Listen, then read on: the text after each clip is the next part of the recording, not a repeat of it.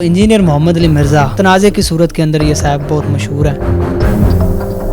اس نے کہا جی کہ جب توحید بیان ہوگی تو کوئی پیغمبر، کوئی فرشتہ، کوئی بزرگ، شاہی کوئی نہیں۔ پھر اس نے کہا جی ہمارے سامنے قرآن اس طرح پڑھا جا رہا ہے جیسے فرنچ کے اندر کو ہمیں گالیاں نکالنا شروع کر دیں۔ اعلان ہوا آپ کے اس مرکز کی جانب سے، آپ کی جانب سے، کہ غازی اٹھیں اور وہ قتل کر دیں، تو جب غازیوں کو اٹھانا تھا تو پھر ایف آئی آر کیوں؟ انجینئر صاحب کہتے ہیں کہ میں اپنی ویڈیوز ڈیلیٹ کر دیتا ہوں، اگر کہتے ہیں، میں کہہ رہا ہوں تو صلح والا معاملہ ہو جائے گا؟ کوئی معافی نہیں ہے۔ السلام علیکم جی، ڈیلی پوائنٹ کے ساتھ میں ہوں نعمان سلیمان۔ ناظرین، انجینئر محمد علی مرزا پر ایف آئی آر درج ہوئی ہے اور وہ ایف آئی آر کروانے والے حمیر علی قادری اس وقت میرے ساتھ موجود ہیں۔ آپ نے کیس کی تفصیل تو آپ تک پہنچ گئی ہوگی، لیکن ایف آئی آر انہوں نے کیوں کروائی، مقصد کیا تھا اور اب اگلا لائحہ عمل کیا ہے؟ کل ان کی پیشی بھی ہے، اس حوالے سے کیا تیاری ہے؟ حمیر علی سے جانتے ہیں۔ سر السلام علیکم۔ وعلیکم السلام۔ حمیر بھائی کیسے مزاج آپ کے؟ ٹھیک؟ الحمدللہ، اللہ کا کرم۔ حمیر بھائی سب سے پہلے تو بتائیں کہ یہ ایف آئی آر زندگی کی پہلی ایف آئی آر ہے یا پہلے بھی کبھی کسی پہ ایف آئی آر کروائی ہے؟ دیکھیں، بسم اللہ الرحمن الرحیم، ہماری ایک پوری جماعت ہے، تو اس طرح کے معاملات چلتے رہتے ہیں۔ پہلے بھی تھانوں کے اندر، کچہریوں کے اندر معاملات چلتے رہتے ہیں، پہلی دفعہ نہیں ہے جی۔ اور دوسرا آپ کا سوال تھا کہ یہ ایف آئی آر کروائی کیوں، تو انجینئر محمد علی مرزا، آپ کو پتہ ہے کہ یہ میجورٹی پاکستان کے اندر جو ہے وہ زیر بحث رہتا ہے، اور تنازع کی صورت کے اندر یہ صاحب بہت مشہور ہیں، اور ایک تنازع کی سی کیفیت ان کے حوالے سے پورے پاکستان کے اندر بنی رہتی ہے۔ تو پہلے علماء کا خیال یہی تھا کہ یہ ایک بکواسی آدمی ہے اور اپنی موت خود مر جائے گا، اور دن بدن اس کا فتنہ جو ہے وہ کم ہوتا جائے گا۔ لیکن دن بدن جناب اس کو پر لگتے گئے، اور اس کے پیچھے جو قوتیں ہیں وہ اسے جو ہے وہ انکریج کرنے میں اپنا کوئی دقیقہ پرگزاشت نہیں چھوڑ رہی تھی۔ انہوں نے جناب اسے تیار کرنا شروع کیا۔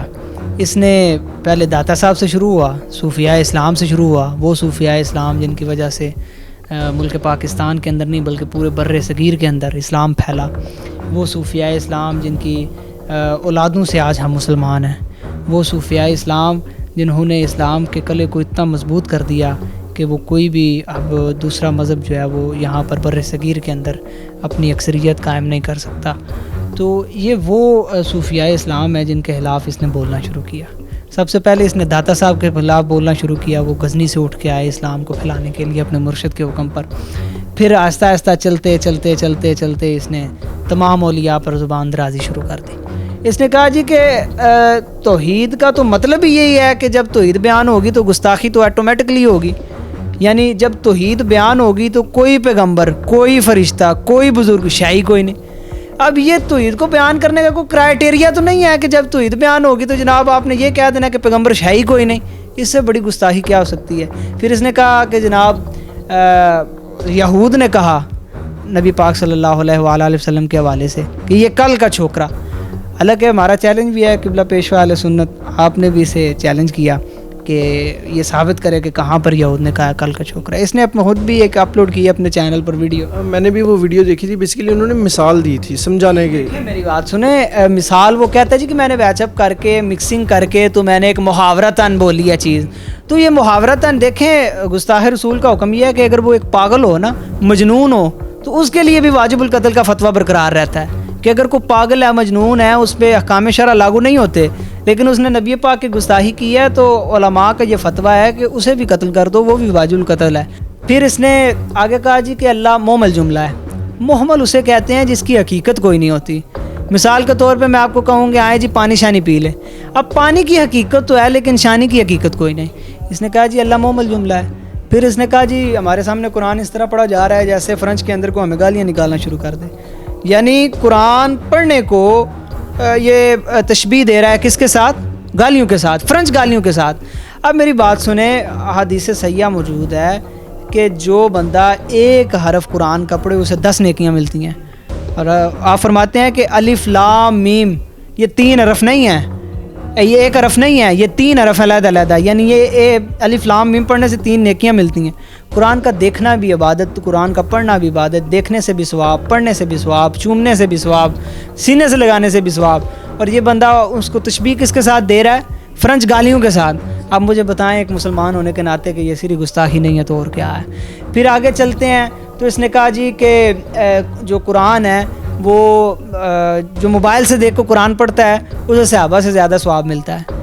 نبی پاک کی حدیث ہے کہ جو اگر میرا صحابی ایک سیر یا آدھا سیر جو خرچ کرے جو اور ایک امتی احد پہاڑ جتنا سونا خرچ کرے تو وہ اس کے برابر نہیں ہو سکتا. احد پہاڑ 7 کلومیٹر لمبا ہے. ہم نے فرع پہ بات نہیں کی, نہ ایف آئی آر کے اندر ہم نے کوئی فروع جو ہے وہ مینشنز کیے, ہم نے اصول مینشن کیے جس سے کسی بندے کا کرائٹیریا جو ہے وہ ڈیسائیڈ ہوتا ہے مسلم ہونے کا یا نان مسلم ہونے کا. اب دیکھ لیں کہ یہ بندہ یہ جو گستاخیاں ہیں جو دین کے اندر بنیاد کی حیثیت رکھتی ہیں, اصول کی حیثیت رکھتی ہیں, اس کے خلاف اس بندے نے کس طرح زبان درازی کی. فیصلہ کیسے کیا کہ اب ایف آئی آر کرواتے, کیونکہ ایک جانب اعلان ہوا آپ کے اس مرکز کی جانب سے, آپ کی جانب سے کہ غازی اٹھیں اور وہ قتل کر دیں, تو جب غازیوں کو اٹھانا تھا تو پھر ایف آئی آر کیوں فیصلہ کیا؟ دیکھیں جو قبلہ پیر صاحب کا فتویٰ تھا, مفتی کا کام ہوتا ہے فتویٰ دینا, اپنے کسی بھی قول کے اپنی اسلامی تشریحات کو, اسلامی نظریات کو, اسلامی تعلیمات کو سامنے رکھ کے جو ایک دین کی روح سے ایک حکم بنتا ہے کسی بھی بندے پر کہ اس بندے پر کیا حکم لگتا ہے, وہ حکم بیان کیا پیر صاحب نے کہ یہ بندہ ان وجوہات کی وجہ سے یہ ڈکلیئر ہوتا ہے اور اس کا یہ حکم ہے. دوسری بات ایف آئی آر کے فیصلے کی آپ نے کی تو ہماری جماعت ہے عالمی تنظیم اہل سنت, اس کی ایک پوری شورا ہے, اس کا ایک پورا نظام ہے, تو وہ وہاں پر جب یہ بندہ حد سے زیادہ بڑھ گیا, اس بندے نے جناب گستاخیوں کے انبار لگانا شروع کر دیے اور اسلام کو ہر طرف سے نقصان پہنچانا شروع کر دیا اس بندے نے, تو پھر ہم نے یہ مناسب سمجھا کہ لیگلی رستہ جو ہے پاکستان کے اندر, چونکہ ادارے بھی موجود ہیں, اداروں کا آئین بھی موجود ہے, آئین پاکستان پر الحمدللہ عمل درآمد بھی موجود ہے, تو انشاءاللہ ہم پورے امید ہیں اداروں سے بھی کہ انشاءاللہ العزیز ضرور کیفر کردار تک پہنچائیں گے. کیا لاہے عمل ہے اگلا پیشی جس طرح چلے گی؟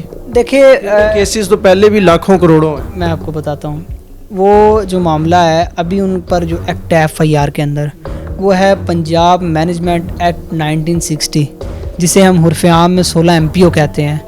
تو انشاءاللہ العزیز ابھی تو 295C لگنی ہے, ابھی تو اس پہ اور بڑی ساری دفعات لگنی ہے, دہشت گردی کی دفعات لگنی ہے, آئین پاکستان سے غداری کی دفعات لگنی ہے, یہ ساری دفعات انشاءاللہ العزیز لگیں گی.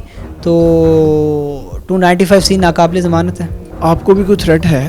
ان کے بھی تو چاہنے والے ہوں گے. وہ ہیں, امریکہ سے بھی کالیں آئیں کہ ہم نے آپ کے سر کی 15 لاکھ قیمت لگا دی, اور پھر جناب یعنی آپ مہنگے ہیں, وہ 5 لاکھ ہے, آپ 15 لاکھ. نہیں, وہ 5 لاکھ میں آپ کو بتاؤں کہ یہ بڑی کنفیوژن ہے, اسے دور کرنا بڑا ضروری ہے. وہ جو 5 لاکھ والا معاملہ ہے نا, وہ کوئی ہیڈ منی نہیں ہے, یہ بڑا رولا ڈالا ہوا ہے سوشل میڈیا کو, جناب ہیڈ منی لگ گیا ہے. ہیڈ منی نہیں ہے وہ قبلہ پیر صاحب نے ایک شرعی حکم بیان کیا اور پھر کہا کہ اگر کوئی بندہ اس طرح کرے گا تو ہم اسے انعام دیں گے, ہم اس کی حمایت کریں گے, کیونکہ غازیان اسلام کی حمایت تو ہم نے کرنی ہے. غازیان اسلام کی حمایت سے تو کوئی بندہ انکار نہیں کر سکتا نا, غازیان اسلام کی تو حمایت بنتی کرنی ہے, گزشتہ بھی پیر صاحب کرتے رہے, آگے بھی وہ کریں گے. تو انہوں نے کہا کہ ہم انعام دیں گے, اور یہ 5 لاکھ تو بڑا زیادہ انعام ہوگا. آخری سوال کرنا چاہوں گا حمیر بھائی, وقت کی قید کو سامنے رکھتے ہوئے. انجینئر صاحب کہتے ہیں کہ میں اپنی ویڈیوز ڈیلیٹ کر دیتا ہوں اور آئندہ میں ادب کے زمرے میں رہوں گا. اگر کہتے ہیں, میں کہہ رہا ہوں, تو صلح والا معاملہ ہو جائے گا؟ کوئی معافی نہیں ہے. عمر بھائی بہت شکریہ. ناظرین, جو ابھی باتیں ہم نے سنی, جو کی باتیں, اس سے پہلے پیر افضل قادری صاحب کا بھی ہم نے انٹرویو کیا, معاملہ بڑھتا چلا جا رہا ہے اور بڑھتا جائے گا, ابھی تک یہ تاثر مل رہا ہے. بہرحال آپ کیا رائے رکھتے ہیں کمنٹ سیکشن میں لازمی بتائیے گا. پاکستان زندہ باد.